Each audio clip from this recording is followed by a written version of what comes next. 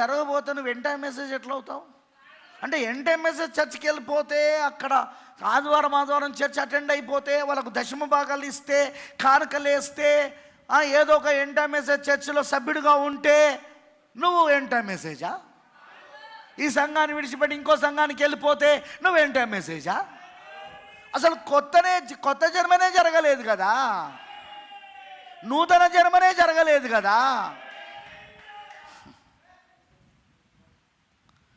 ఈరోజు ప్రాబ్లం ఏందో తెలుసా? ఎండ్ టైం మెసేజ్లో పెద్ద ప్రాబ్లం, కొత్త జన్మ జరుగుతలేదు. ప్రసంగాలను ఎట్లయిపోయినాయంటే, నువ్వు ఈ వర్తమానాన్ని నమ్ము. ఏంటి నమ్మడం అంటే, అపోస్తలం 2:38 అపోస్తల బోధ కరెక్ట్ అని నమ్ము. అపోస్తల బోధ అపోస్తలం 2:38 నమ్ము. దేవుడు ఒక్కడే నీ నమ్ము. తర్వాత విలియం బ్రెన్హామ్ ఈ కాల ప్రవక్త అని నమ్ము. ఆయన ఏలియా నమ్ము, 7వ దూత అని నమ్ము. నువ్వు వర్తమానంలో ఉన్నావు. అసలు కొత్త జన్మ జరిగేదే ప్రకటన 10లా. తలరాయిగా ఆయన వచ్చిండు, ఆయన మూలరాయిగా వచ్చాడు. ఆయన ఓడంటాడు, నేను ఫస్ట్ నుండి ఈ కాల ప్రవక్త వర్తమానాన్ని నేను ప్రకటించినాను. అందరూ, నేను 7వ దూతను ప్రకటించాను. అందరూ 7వ దూతను ప్రకటిస్తున్నారు, కానీ 7వ దూత తీసుకొచ్చిన వర్తమానాన్ని ప్రకటిస్తలేరు. 7వ దూత తీసుకొచ్చిన వర్తమానం ఏంటిది? ప్రకటన 10వ అధ్యాయం 1వ వచనంలోని బలిష్ఠుడైన దూత రాకడా, మూలరాయి రాకడా, తలరాయి రాకడా, తలరాయి మూలరాయి రాకడా. నేను మలాగి 4వ అధ్యాయం 5వ వచనంలో ఉన్న ఏలియా విలియం బ్రెన్హామ్ అని ప్రకటిస్తాను. కరెక్టే, నువ్వు ప్రకటిస్తావు. కానీ ఏలియా ఎందుకు వచ్చాడు? ఏలియా తీసుకొచ్చిన వర్తమానం ఏంటి? మూలరాయి వర్తమానము, తలరాయి వర్తమానము, ఏకైక మనిషి కుమారుని రాకడా. అది చెప్తానవా నువ్వు? ఎందుకంటే కొత్త జన్మ ప్రవక్తని ఎరుగుతే రాదు, 7వ దూతను ఎరుగుంటే రాదు, 7వ దూతను ఏలియాని ఎరుగుంటే రాదు. తలరాయి తలరాయి తలరాయి. ప్రకటన 10వ వచనం తలరాయిని ఎరిగి ఉండాలా నువ్వు. ఏకైక మనిషి కుమారుడు ఎవరో నీకు తెలిసి ఉండాలా. నేను ఫస్ట్ నుండి 7వ దూతను గూర్చి ప్రకటించుకుంటూ వచ్చినా. నేను ప్రకటన 10:7 వచ్చినాం. నువ్వు ప్రకటన 17 తప్ప ప్రకటన 10:1 ప్రకటించావా సార్? అసలు ప్రకటన 10:7లో వచ్చిన 7వ దూత ఎందుకు వచ్చిండు సార్? ప్రకటన 10:1లో వచ్చిన క్రీస్తును ప్రకటించడానికి. అది వర్తమానం. Why this prophet came? ఎందుకు ఈ ప్రవక్త వచ్చాడు? ఎందుకు 7వ దూత వచ్చాడు? ఎందుకు ఏలియా వచ్చాడు? బేకారుడైన క్రీస్తును ప్రకటించడానికి. ఈరోజు ఎండ్ టైం మెసేజ్ చర్చ్లో ఈ 2 ఫోటోలు ఉంటాయి, కానీ వాళ్ళు చెప్పేదంతా ఈయన గురించే చెప్తారు. అది కూడా ఏం చెప్తారు? ఈయన చెప్పింది చెప్పరు. మళ్ళీ ఈ కాలానికి ప్రవక్త విలియం బ్రెన్హామ్, ఈ కాలానికి ప్రవక్త విలియం బ్రెన్హామ్, ఈ కాలానికి ఏలియా విలియం బ్రెన్హామ్. ఆయన ఏలియా, ఆయన 7వ దూత, ఆయన ప్రవక్త. Super. But what about the message? ఏలియా తీసుకొచ్చిన వర్తమానం ఏది? తలరాయి వర్తమానం ఏది? ఏకైక మనిషి కుమారుని వర్తమానం ఏది? ఏకైక మనిషి కుమారుని వర్తమానం ఏది? ఏలియా తీసుకొచ్చిన 2వ రాకడ వర్తమానం ఏదే? అది చెప్పవా? దొంగలు మీరు, దొంగలు మీరు. నువ్వు చెప్పాల్సింది ఉట్టి 7వ దూత గురించి కాదు, ఉట్టి ఏలియా గురించి కాదు. ఆయన తీసుకొచ్చిన మనిషి కుమారుని పరిచర్య ఆయనలో జరిగింది. అక్కడ ప్రకటన 10:1 పరిచర్య ప్రకటన 10:7లో జరిగింది. ఇప్పుడు ప్రకటన 10:7లో జరిగిన అదే పరిచర్య ఏది? ప్రకటన 10:1 పరిచర్య ఇప్పుడు ప్రకటన 10:8లో జరుగుతూ ఉన్నది, వధువులో జరుగుతూ ఉన్నది. అది సంపూర్ణ వాక్యమై ఉన్నది.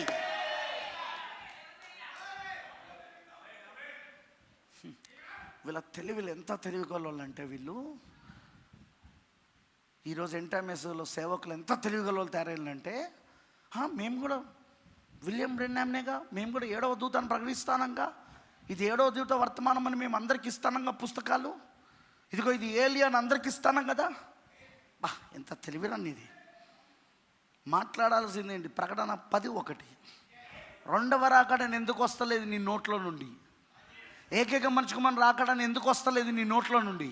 ప్రకటన 10:1 ఏకైక మనిషి కుమారుని రాకడా, ఇది రెండవ రాకడని ఎందుకు వస్తలేదు? ఏలియా వచ్చిందే దానికోసం కదా, 7వ దూత వచ్చిందే దానికోసం కదా. ఉట్టి 7వ దూతను గురించి చెప్తే అయిపోయిందా? ఏలియా వచ్చిందని చెప్తే అయిపోయిందా? ఏలియా వచ్చాడు, 7వ దూత వచ్చాడని చెప్తే అయిపోయిందా? ఆయన తీసుకొచ్చే వర్తమానం సంగతి ఏంది?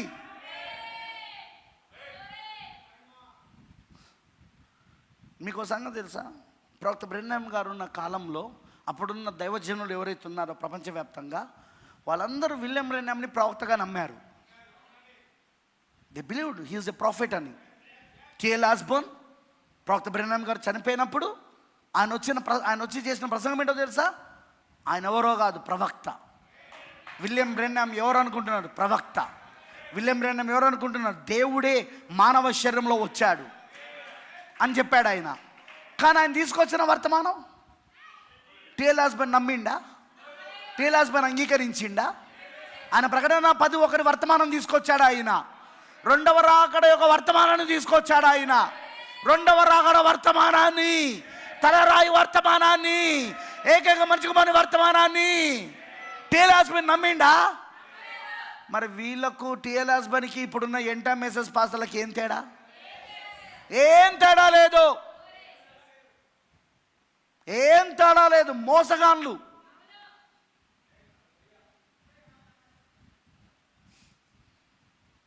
ఒక ప్రాఫిట్ని దేవుడు పంపినప్పుడు ఎందుకు పంపుతాడు? వాక్యమునివ్వడానికి. ప్రవక్త వచ్చేదే వర్తమానం పట్టుకొని. ఏం పట్టుకొని? మరి ఆ వర్తమానమే నువ్వు నమ్మకపోతే ఎట్లా చెప్పు? ప్రవక్త అని చెప్పి చేయి దులుపుకుంటావా? ఆయన ప్రవక్త అని చెప్పి చేయి దులుపుకుంటావా? ఆయన తీసుకొచ్చిన వర్తమానం అంగీకరిస్తానవా? జీవం ఎక్కడుందంటే ఉట్టి ప్రవక్తను నమ్మితే లేదు జీవం. ఆయన తీసుకొచ్చిన వర్తమానాన్ని నమ్మితే జీవం ఉన్నది. ఈరోజు సాతానుడు ఎంత తెలివిగా పనిచేస్తున్నాడంటే, చాలామంది డినామినేషన్ పాస్టర్లలో, టిఎల్ ఆస్బోర్న్ లాంటి పాస్టర్లలో వింటున్నారా?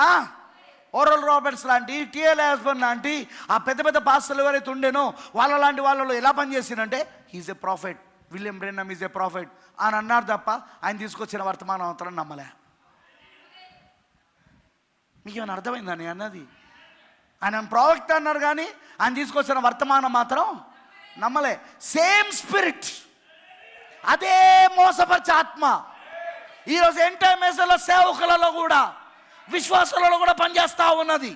విలియం బ్రెన్హామ్ని ప్రవక్త అంటున్నారు, విలియం బ్రెన్హామ్ని 7వ దూత అంటున్నారు, విలియం బ్రెన్హామ్ని మలాకీ 4లో చెప్పబడిన ఏలి అంటున్నారు. కానీ ఆయన తీసుకొచ్చిన వర్తమానం రెండవ రాకడ వర్తమానం, తలరాయి వర్తమానం నమ్మట్లా.